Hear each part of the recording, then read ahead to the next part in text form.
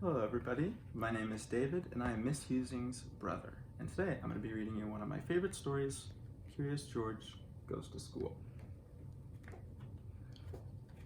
It was open house at George's school, so the man with the yellow hat had to come to school with George. I want to speak with your teacher, the man said. Wait for me and don't get into trouble.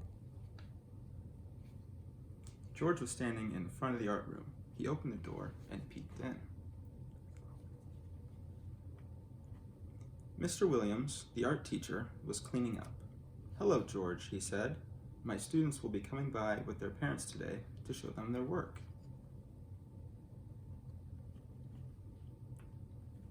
The walls of the art room were covered with students' paintings. There were paintings of dancers and farmers and race car drivers and ice skaters.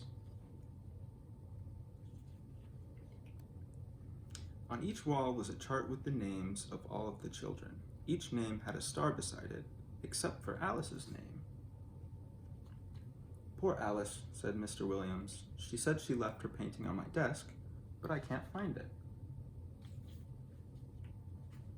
Here, George, why don't you paint a picture while you wait for your friend? George began to paint. Keep painting, George, said Mr. Williams. I'll be right back. And off he went. George kept painting, but it was starting to get very warm in the room. On a nearby table sat a big fan. That would cool him off. George turned it on. But as soon as he did, the fan blew all the paintings off the walls and all over the room.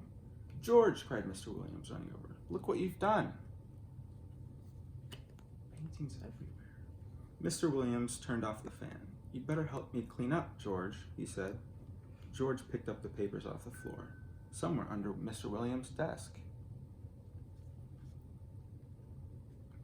One was stuck between the desk and the wall, and when George pulled it out, it was covered with dust, as if it had been there for a long time.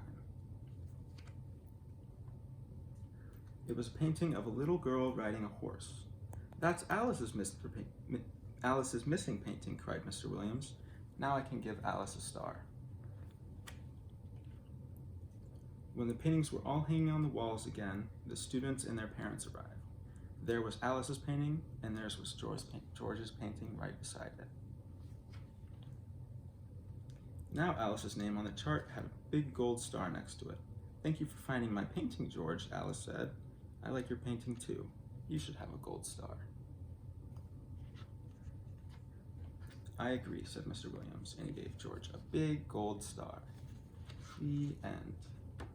This is my favorite book because when I was a kid, I used to love art class, and creativity is one of the best forms of learning there is.